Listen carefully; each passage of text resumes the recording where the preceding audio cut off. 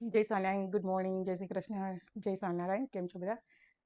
જો સ્કૂલે જવા માટે રેડી થઈ ગઈ છું. હા, તમને આ જોઈને એવું લાગતું હશે કે શું થયું છે ને, 2 દિવસથી દુખે છે, બહુ જ દુખે છે. એટલે કદાચ ડિસ્લોકેટેડ થઈ ગઈ હોય એવું લાગે છે, કારણ કે કાલે આખી રાત સૂઈ પણ નહોતી શકી અને બહુ જ દુખે છે. એટલે મેં સ્લિંગ પહેરી છે, પણ આફ્ટર સ્કૂલ હું ઇમરજન્સીમાં જવાની છું ઓર્થોપેડિકના ત્યાં. એ શું કહે છે ખબર પડશે એટલે હું તમને જણાવીશ કે શું થયું છે. પણ અત્યારે તો ચાલે છે, ટાઈનોનલ લીધી, બધું લીધું, પણ દુખાવો, સતત દુખાવો અહીંયા છે. પેલો હાથ લટકે નહીં ને, એટલે મારી પાસે સ્લિંગ હતી ને તો એ પહેરી લીધી છે. એટલે હવે તૈયાર થઈ જઈશું. તૈયાર તો એટલે થઈ ગઈ છું, હવે પૂજા કરીશ અને ઠાકોરજીને પણ જગાડીશું. તો ચાલો હું તૈયાર થઈ જાઉં અને પછી નીકળું એટલે બતાવું.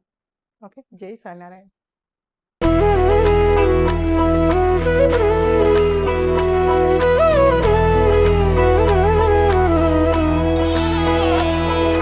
जय स्वामिनारायण जय अक्षर पुरुषोत्तम अक्षर पुरुषोत्तम जय अक्षर દેવીબેન મને સ્કૂલે મૂકવા આવશે, રાઈટ દેવીબેન?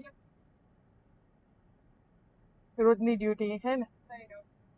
અને સૂર્યનારાયણ પણ પધાર્યા છે, એ પણ બહુ સરસ. એટલે અમારો સ્નો છે ને એ ઓગળી જશે. એ ના આવે ને તો પછી મજા પણ ના આવે, નહીં તો સ્નો પણ ના આવે.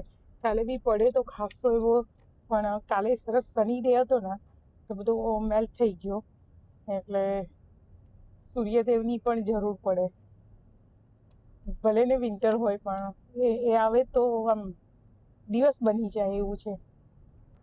જો આમાં ઘરેથી નીકળીએ ને એટલે આ એક સિગ્નલ લાઇટ આવે અને પછી એક આવે, બસ બે જ સિગ્નલ લાઇટ મારે.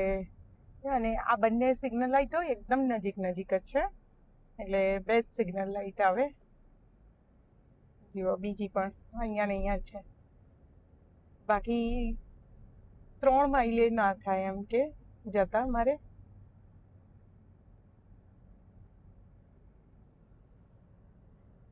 જો કે કેટલું સરસ દેખાય. જો ઓર્થો એક્સપ્રેસમાં આવી છું, મારો હાથ નહીં ચાલતો એટલે.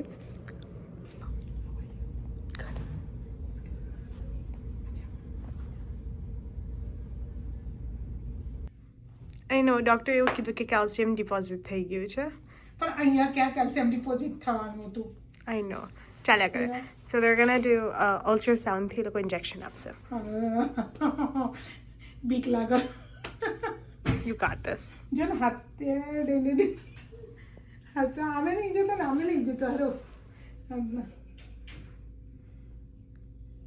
હાલત બગડી ગઈ છે આજે સ્કૂલમાં તો. ઓ માય ગોશ, એટલું રડવું આવે, એટલું એ થાય કે લાઈક, પણ ઇટ્સ ઓકે, મટી જશે. હાય મમ્મી, શું થયું? તો પૂછીશ જ નહીં. ઇન્જેક્શન લેવું પડ્યું, પેલું કેલ્શિયમ ડિપોઝિટ થયું છે એના લીધે અહીંયા ઓર્થોપેડિકમાં.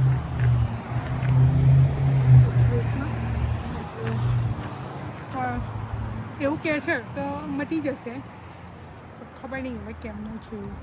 હવે કેલ્શિયમ અહીંયા ક્યાં શોલ્ડરે આવવાની જરૂર હતી? તો દૂધ નહીં પીતી એટલે. ઓહ, બધાઈ કેલ્શિયમ ડિપોઝિટ થયું, દૂધ પીવું છું એટલે જ. હા હા. અમારા આજે અમે બાજુના ટાઉનમાં ઓર્થોપેડિકમાં આવ્યા હતા. એ અમારા બાજુનું ટાઉન છે. અમારા ટાઉન તો બહુ નાનું છે, એટલે એમાં તો કંઈ છે નહીં, કોઈ ડૉક્ટર કે એવું નથી અમારા.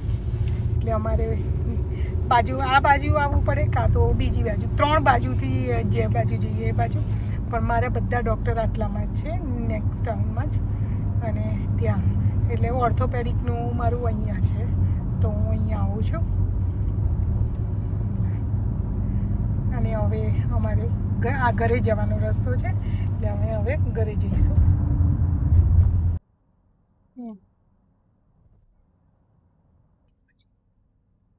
જો અમારે અહીંયાથી હાઈવે પણ જવાય.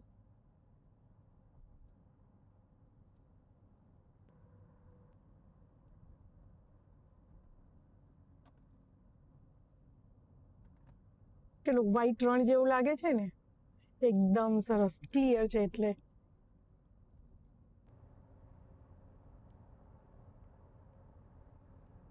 જો આ હાઈવે છે, એટલે અમારે એક ટાઉન થી બીજા ટાઉન જવું હોય ને તો 15 થી 20 મિનિટ જેટલું થાય છે. પણ આ મેઇન હાઈવે છે અમારો ન્યુયોર્ક સ્ટેટનો. જો અમારે પાર્સલ આવ્યું હતું ને, તો કોઈને ખબર નહીં, પેલો આગળ મૂકીને ગયો હતો અને પછી સ્નો પડ્યો બહુ બધો, તો બિચારું પાર્સલ ભીનું થઈ ગયું. અને આજે આટલું થોડુંક કે છે ને તો લેવા ગયા. આમની આવી ને બેન,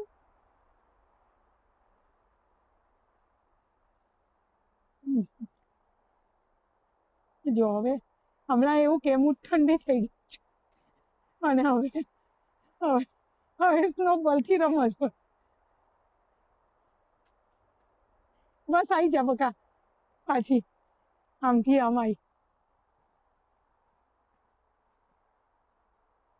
પડે નહીં હો, ધ્યાન રાખજે. અને આ ઠંડીમાં મારા પેલા કાકા દોડ્યો છે, અને ગમે એટલી ઠંડી હોય, ગમે એટલો સ્નો પડે, સ્ટોર્મ આવે, તો પણ એ કાકાને અમારે દોડવું જ પડે. એ કાકા અને એક બેન છે, એ 2 જણા તો ઓલવેઝ એમ દોડતા જ હોય અમારે. અને કાકા કંઈ આમ એવું લાગે કે લાઈક 75-80 ના છે પાછા. હા, નાના યંગ નથી એમ, એટલા એજ ના છે, પણ દોડતા જ હોય અમારે. આ હાઈવે જાય છે અને અમારા બેન મેલ ચેક કરવા ગયા હતા, અને આ બાજુમાં અમે જે હાઈવે ઉપરથી આવ્યા ને એ જ હાઈવે છે. હે અખિલ જગતમાં વિવિધ મતમાં નટવર નામ અનેક રહ્યા, ગણ વેદ પુરાણે સહુ સુજાણે મતિ અનુસાર રચીને કયા. ઓકે, મગ બનાવવાના છે તો તેલ મૂકી દીધું છે, મગ રેડી છે, આદુ મરચાં પણ કાઢી દીધા છે ને, અને દેવીએ મગ બાફીને રેડી કરી દીધા છે. ઇવન કઢીનો મસાલો પણ કરી દીધો છે, ઉકાળવાની બાકી છે, અને રાઈસ પણ પલાળીને રાખ્યા છે, એટલે એ પણ રેડી છે. ને રોટલીનો લોટ પણ એને રેડી કરી દીધો છે.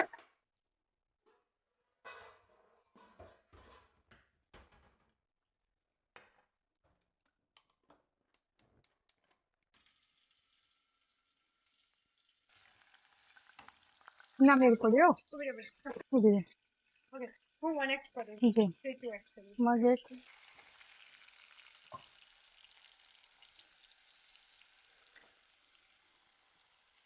હાથના લીધે છે ને મને પેલું એ યુઝ જ નહીં થતો, એટલે દુખાય છે. એટલે પણ શું નાખ્યું તે અત્યારે? અત્યારે તો મેં આદુ મરચાં અને બસ નાખ્યા. હવે મસાલો કરીશ ને. હળદર નાખી? હળદર, થોડું મરચું, ધાણા જીરું,